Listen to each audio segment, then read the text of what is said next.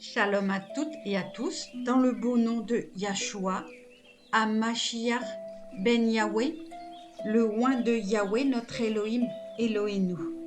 Amen. Aujourd'hui, lecture de la Brit Hadasha dans Révélation ou Découvrement de Yohanan au chapitre 8 jusqu'au chapitre 10.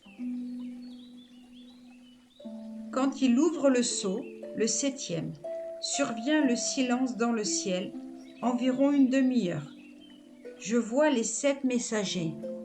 Ils se tiennent devant Elohim. Il leur a été donné 7 chauffards. Un autre messager vient.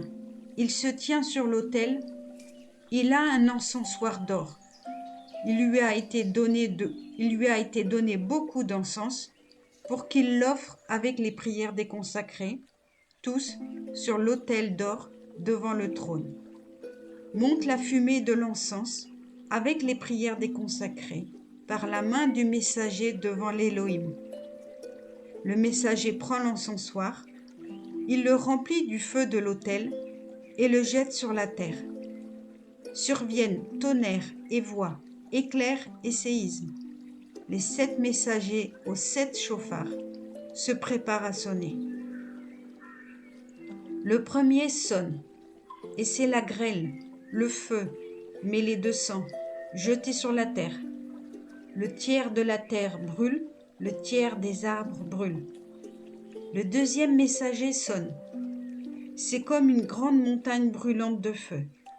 Elle est jetée dans la mer. Le tiers de la mer devient sang. Meurt le tiers des créatures ayant être dans la mer, et le tiers des navires est détruit. Le troisième messager sonne. Tombe hors du ciel l'étoile, la grande. Elle brûle comme une lampe. Elle tombe sur le tiers des fleuves et sur les sources des eaux. Le nom de l'étoile se dit l'absinthe. Le tiers des eaux devient de l'absinthe, et beaucoup d'hommes meurent des eaux devenues amères. Le quatrième messager sonne. Tombe le tiers du soleil, le tiers de la lune, le tiers des étoiles, pour que s'enténèbre leur tiers, le tiers du jour n'apparaît pas, ni de la nuit. Je vois et j'entends un aigle. Il vole au milieu du ciel et dit à voix forte: Oi, oi, oi, habitants de la terre, à cause des voix qui restent, celles du chauffard des 3 messagers qui vont à sonner. Chapitre 9. Le 5e messager sonne. Je vois une étoile tomber du ciel sur la terre. La clé du puits de l'abîme lui a été donnée. Il ouvre le puits de l'abîme. Une fumée monte hors du puits, comme la fumée d'une grande fournaise. Le soleil et l'air s'enténèbrent par la fumée du puits. De cette fumée, des criquets sortent sur la terre. La puissance leur est donnée, semblable à la puissance des scorpions de la terre. Il leur est dit de ne pas nuire à l'herbe de la terre, à toute verdure, ni à tout arbre, sauf aux hommes qui n'ont pas le sceau d'Élohim sur leur front. Il leur est donné non pas de les tuer, mais de les tourmenter 5 mois. Leur tourment est semblable au tourment du scorpion quand il pique l'homme. En ces jours, les hommes cherchent la mort et ne la trouvent pas. Ils désirent mourir, mais la mort fuit loin d'eux. Semblables à des criquets, ils sont semblables à des chevaux prêts pour la guerre. Sur leurs têtes, comme des couronnes semblables à de l'or. Leurs faces sont comme des faces d'hommes. Ils ont des cheveux semblables à des cheveux de femmes. Leurs dents sont comme celles des lions. Ils ont un thorax comme un thorax de fer. La voix de leurs ailes est semblable à la voix de chars et de chevaux multiples qui courent à la guerre.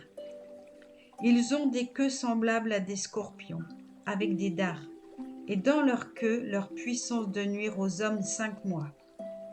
Ils ont sur eux un roi, le messager de l'abîme, nommé en hébreu Avadon, perdition. Le Oi, le premier s'en va. Voici, vient encore 2 Oi. Après cela, le 6e messager sonne. et j'entends une voix hors des 4 cornes de l'autel d'or qui est en face d'Élohim. Elle dit au 6e messager, celui du chauffard, « Délie les 4 messagers liés sur le grand fleuve, le Pétra. Les 4 messagers prêts pour l'heure, le jour, le mois, l'année, sont déliés pour tuer le tiers des hommes. Le nombre des corps de cavalerie, 2 myriades de myriades. J'en ai entendu le nombre. En une vision, j'ai vu ainsi les chevaux. Ceux qui sont assis sur eux ont des cuirasses de feu, d'hyacinthe et de soufre. Les têtes de chevaux sont comme des têtes de lions. De leur bouche sort le feu, la fumée, le soufre.